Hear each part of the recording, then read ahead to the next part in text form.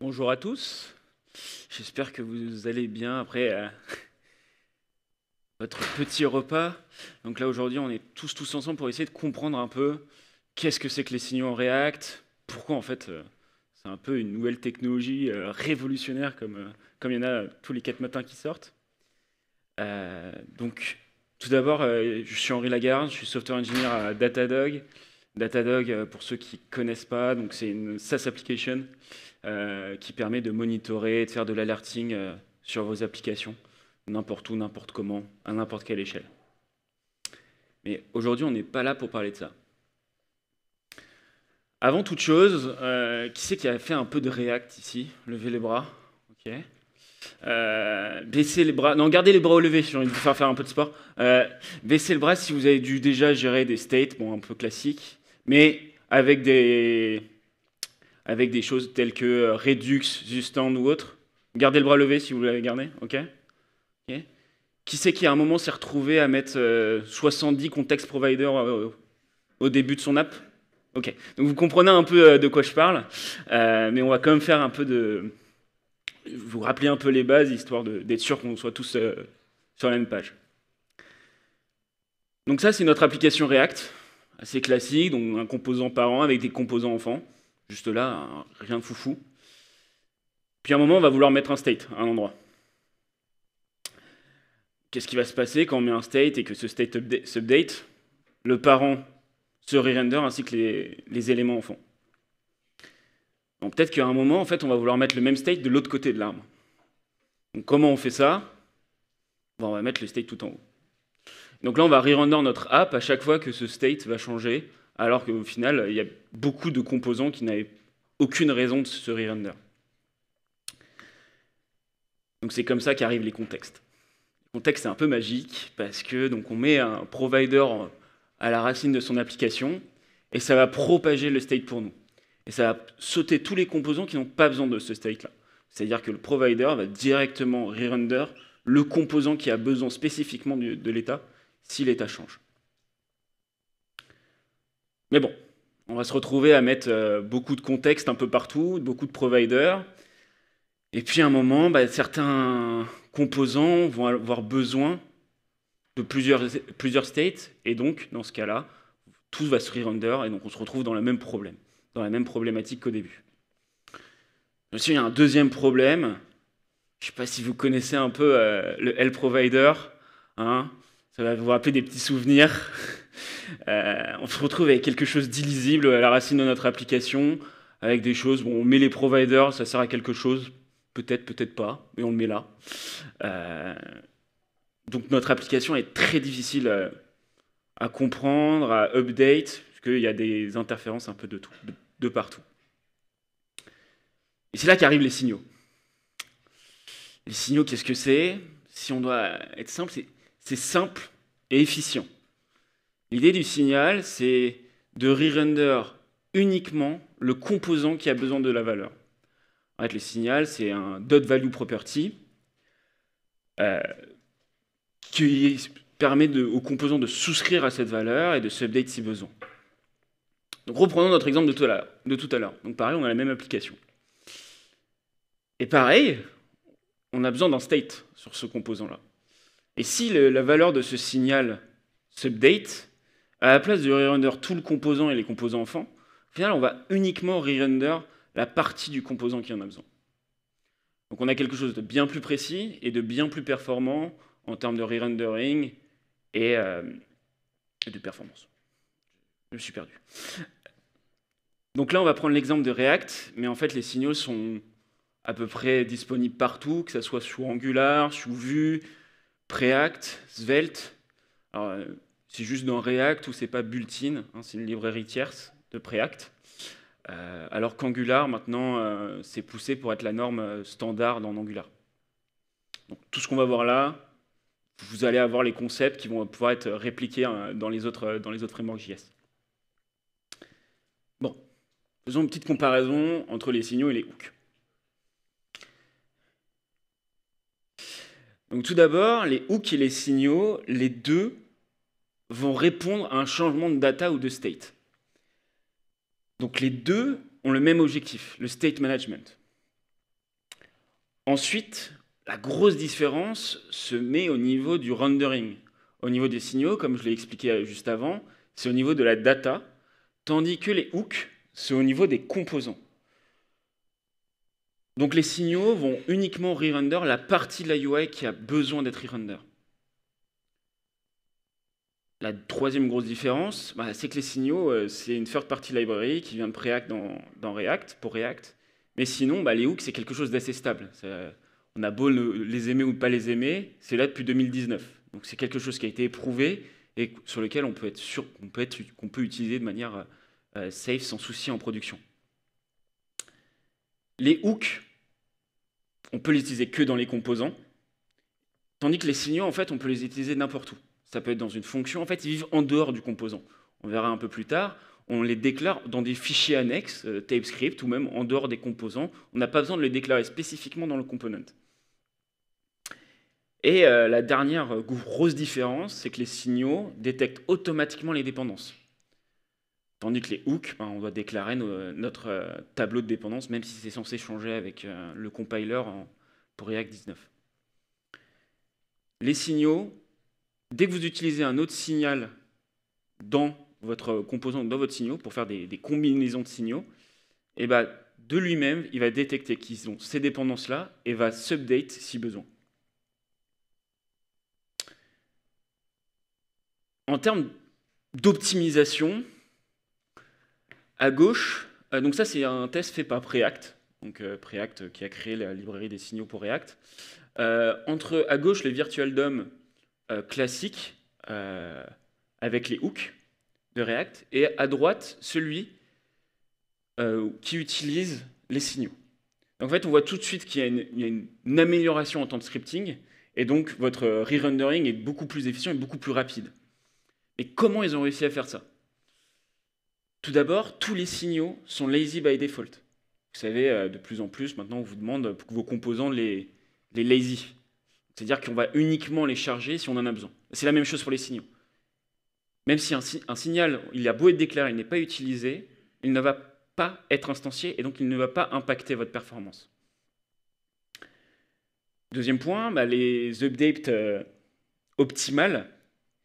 Si la valeur du signal n'a pas changé, ou ses effets, ou ses combinaisons, il ne va pas re-render le composant. Donc on a quelque chose d'un petit peu plus optimisé là-dessus. Également, on a quelque chose, donc comme je l'ai décrit tout à l'heure, le dependency tracking. Toutes les dépendances sont détectées et gérées automatiquement par lui-même. Donc vous n'avez pas besoin de... Peut-être que vous avez oublié une dépendance dans votre use effect, peut-être que vous avez oublié quelque chose, et vous vous retrouvez avec une boucle infinie. Là, dans ce cas-là, c'est pas possible. Et enfin, la valeur des signaux, donc la dot value property, on y accède directement. On y a accès directement. Donc on n'a pas besoin de créer des sélecteurs, des hooks, comme ce qu'on aurait pu faire avec des gestionnaires de state plus classiques tels que Redux ou Zustand. Ok. Donc là, on a compris un peu les concepts. Donc là, je vais vous montrer comment on les utilise. Vous allez me dire si c'est compliqué ou pas. Donc là, tout d'abord, on déclare notre signal. Donc là, je l'ai importé depuis Preact. Donc count, signal 0. Ça peut vous rappeler un use state. Voilà. Et en fait, quand on clique sur le bouton, ça augmente la valeur. Donc, comment vous pouvez le voir, là, c'est count.value plus plus. En fait, vous réassignez à chaque fois la valeur de votre signal, et c'est comme ça que vous l'updatez. Après, on imagine qu'on a besoin d'un autre composant. En fait, la seule chose à faire, c'est exporter votre count, votre signal, et vous pouvez le réutiliser automatiquement ailleurs, dans un autre composant, n'importe où. Puis aussi, vous avez différentes fonctions, helper, qui vont vous permettre de créer et de combiner vos signaux. Donc, par exemple, effect, qui va permettre de créer, comme ça, ce qui fait useEffect. Et donc, de trigger cette fonction à chaque fois que le signal change. Là, je pourrais essayer de comprendre un peu plus comment ça fonctionne concrètement. J'ai un peu réfléchi sur comment on pourrait en fait le représenter avec une classe. Donc on a toujours la value, le point value qui correspond à la valeur du signal. On a un set de subscribers qui va être mise à jour à chaque fois que quelqu'un tente d'accéder à une valeur. Donc à chaque fois que quelqu'un veut accéder à la valeur du signal, on rajoute dans cette hmap les signaux, et comme quoi il y a des nouveaux observeurs. Quand on fait un set, si la valeur est différente, on notifie tous nos subscribers, et ensuite on notifie, donc tout le monde va se re-render. Alors en fait, ça revient un peu à un mécanisme de pub-sub, pour ceux qui connaissent, qui font un peu plus, c'est plus du back, mais du back-end. Mais dans l'idée, c'est du pub-sub, donc ça veut dire qu'il y a des personnes qui vont se souscrire, et on va publier à chaque fois qu'il y a une nouvelle mise à jour. Donc tout ce système de notification va automatiquement simplifier votre re-render. Bon, on a essayé de comprendre un peu comment ça fonctionne. Maintenant, on va essayer de s'amuser un peu pour vraiment mettre la main dedans et voir comment on peut l'utiliser. Hop, fais ça, tac. Hop, recopie d'écran. Alors, j'ai créé une petite app, si elle veut bien se mettre en plein écran. Une petite to-do app, donc pour l'instant qui fait rien. Hein. Si je tape, bon, ça fait rien. Et donc l'idée là, ça va être de créer ensemble cette to-do app avec les hooks, et puis de voir comment on peut la mettre à jour pour utiliser des signaux à la place, et de voir les performances améliorées. Donc qu'est-ce que j'ai setup? Donc j'ai juste mis une petite app qui a une navbar. J'ai mis des console logs à chaque fois pour voir quand est-ce que le composant se re-render. Je ne sais pas si on voit bien là. C'est assez grand, c'est bon? Parfait. Donc il y a une navbar, il y a une to-do list. Rien de bien méchant. Donc on a un petit formulaire avec après la liste des to-do. Donc tout d'abord, on va gérer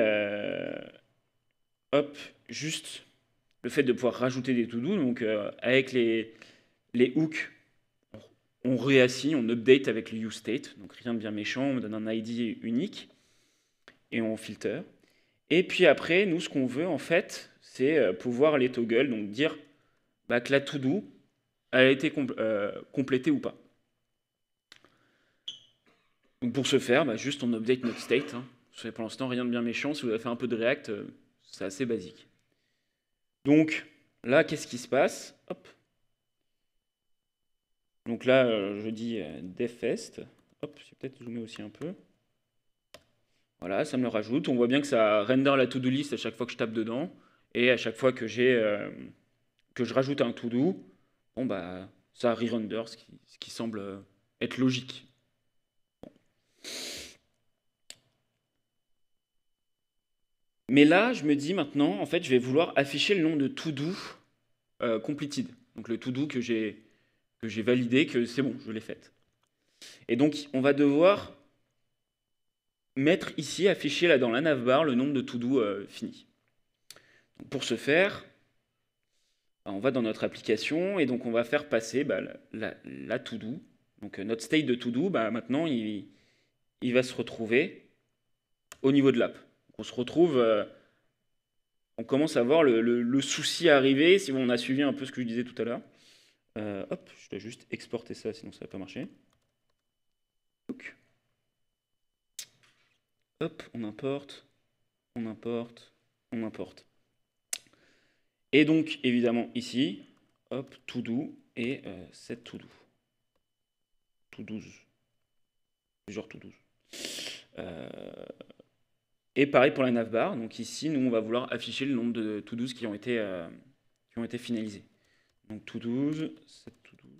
Je vais faire le typage juste après le temps 2. Et donc, nous, on va dire point filter qui sont celles qui sont completed, on a dit.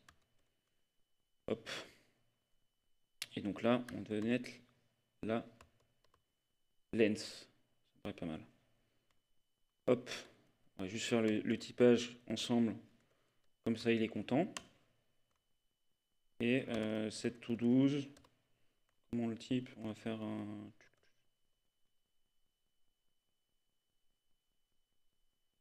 Hop. Je fais un peu de TypeScript pour le fun. Mais non, en fait, on n'a même pas besoin de cette to-do ici. Qu'est-ce que je dis? Hop, on va juste reprendre ça et le mettre dans notre to-do list. Tac, tac. Ok. Donc là, ça me semble pas trop mal. Hop, on va juste virer ça. Ça, on est bon. Et ici, on va passer nos différents éléments à nos composants. Donc, to 12, to 12, set to 12, set to 12. Ok. Il y a une petite erreur. Pourquoi il n'aime pas? Okay. Vous m'en voulez pas, je vais mettre un ennemi parce qu'il... Voilà.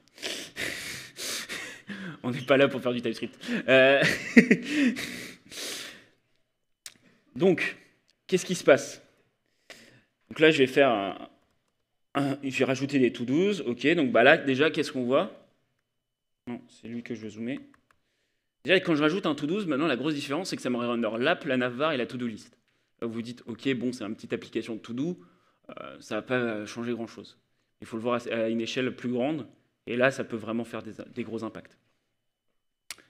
Quand je coche que c'est completed, bon, ici, ça met bien à jour, on a bien le 1, mais pareil, ça re-render toute mon application à chaque fois que je toggle le to-do. Donc bon, on commence à voir les problèmes venir. En plus de ça, moi, maintenant, en fait, ce que j'ai envie de faire, c'est que à chaque fois que je rajoute un to-do, en fait, quand je refresh ma page, j'ai envie que ça soit sauvegardé dans mon local storage. Donc là, je vais faire du use effect. Donc, amusons-nous. Un petit coup, on va rajouter un petit use effect. Et donc, à chaque fois... Tac. À chaque fois que ma liste de to-dos change, et on va sauvegarder dans le local storage cet item. On va dire que ça s'appelait le to-dos. Et donc JSON, stringify, to-dos. Donc maintenant, à chaque fois que je rajoute quelque chose, normalement, si j'ai pas dit de bêtises, ouais, parfait. C'est dans ma liste de to-dos, donc pareil, on voit que c'est pas completed, mais quand je l'update, tac, c'est complet, etc. Donc, comme ça, au moins, on a une sorte de persistance des informations. On va juste, quand on initialise ici à la place, hop, initialiser, donc to do, on va récupérer notre élément qu'on a sauvegardé pour l'initialiser. Et donc, if to 12. C'est pas le plus propre, mais c'est pas grave. Hop, c'est juste pour l'initialiser. C'est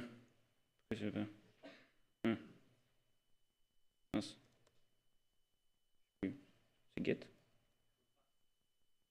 Comme ça? Ah oui, oui, bien vu. Merci. Oui, c'est bien get item, on est bien d'accord. Hop. Et donc, si je refresh, parfait, ça marche. Donc là, on a notre petite application qui tourne, on voit comment on commence à voir les limitations en termes de performance, tout se re-render à chaque fois. Bon, donc là, on va passer sur les signaux et on va voir tout de suite la petite différence. Donc j'ai juste ce fichier là, hop, c'est pas censé être là ça. J'ai juste créé ce fichier signaux où dedans je vais créer mes signaux. C'est pour vous montrer vraiment que ça vit en dehors des composants. Donc mes signaux, je vais l'appeler to12 évidemment parce que c'est toujours le même. Donc pour créer un signal, rien de plus simple, je l'initialise comme si c'était un useState. Donc dans mon cas, comme ça. Tac. OK. Mais on veut, pareil, garder le même mécanisme où à l'initialisation, soit c'est un tableau vide, soit ça vient du local storage.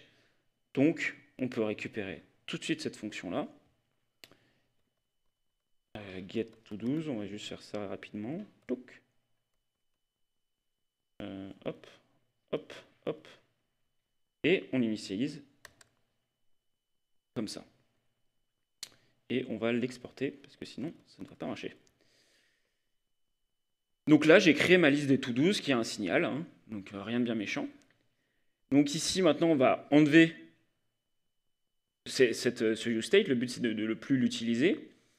Dans notre navbar,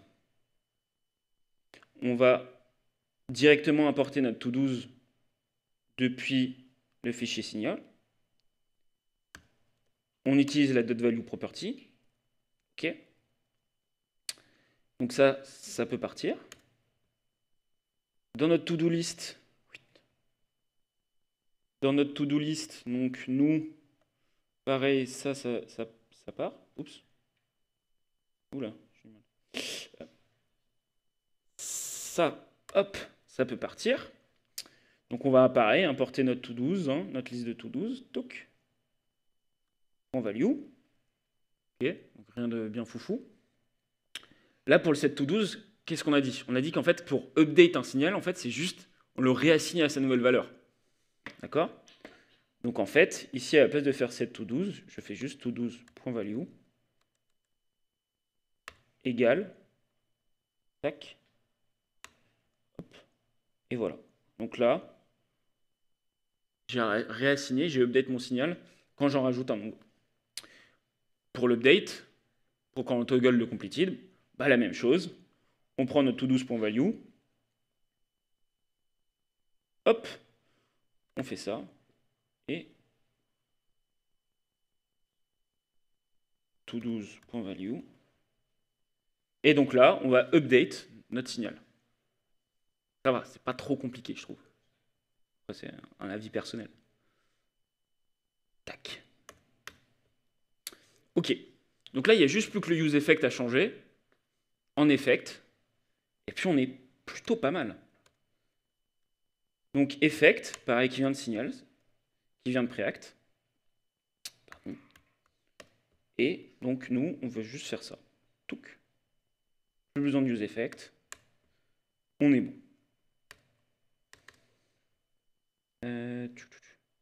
Hop, pardon, il faut juste que je l'importe. En soi, cet effect-là, j'aurais pu le mettre n'importe où. D'accord? Là, je le mets là dans la partie app. C'est juste pour vous montrer qu'en fait, même s'il y aura le effect, le re-render de l'app ne va plus arriver. En effet. Bien joué. C'est pour voir si vous suivez. Non. Donc là, on a le render l'app, render navbar. Donc maintenant, on va rajouter un nouveau to-do. Donc devfest 2. Comme vous voyez, maintenant, il n'y a plus que la navbar et la to-do list qui se re-render. Le render de l'app n'apparaît plus. Quand je toggle, pareil, toujours la navbar et la to-do list. Là, vous me dites, mais Henri, tu dis n'importe quoi. Tout à l'heure, tu me disais que c'est ultra performant. C'est pas censé te render la navbar et la to-do list. En effet. Et pourquoi on a ce souci-là? En fait, là, on accesse toujours la point value, puis après, on fait la computation. Donc, on compute combien il y a de completed. Alors, en fait, ce qu'on peut faire avec les signaux, on peut calculer des signaux dérivés à partir d'une signaux. Et donc, comme ça, uniquement si la valeur change, ça va le re-render. D'accord? Parce que là, en fait, il est obligé à chaque fois de vérifier tout le temps si notre to-do il change, et si la valeur du to-do change. Donc, pareil, on va faire computed to-dos. Donc, completed plutôt. Completed to-dos. On va prendre la fonction computed de preact. Et là, on va juste lui passer comment on la calcule. Donc, nous, dans notre cas, c'est juste, on filtre nos to-dos et on récupère la length. Et quand on regarde le type, on voit bien que c'est un signal. C'est un signal de type nombre. Ça se voit ou pas? Ouais. C'est un signal de type nombre. Et donc, si on le réutilise là, normalement, notre souci de re-rendering qu'on avait tout à l'heure est corrigé.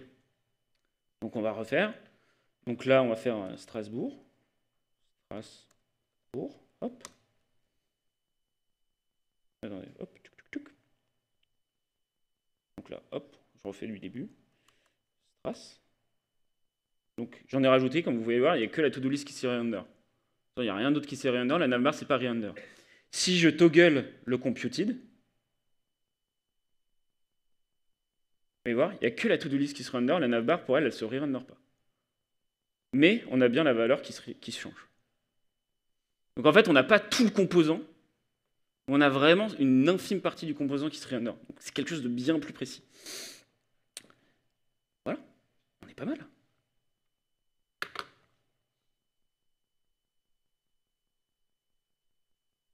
Donc là, qu'est-ce qu'on a vu? On a essayé de comprendre en fait, comment on peut migrer des hooks vers les signaux. D'accord, et comment, en fait, quel gain de performance on peut avoir. Donc là, c'est sûr, c'est sur une application de to-do, mais on peut imaginer sur des choses à production scale qui vont avoir un impact bien plus important. Donc pour la petite conclusion, là, je vous vois venir, c'est magique, c'est magnifique. C'est trop bien, je dois le mettre partout. Hein, c'est comme l'IA maintenant, il y a des choses qu'on veut le mettre partout parce que c'est incroyable. Mais il faut faire attention.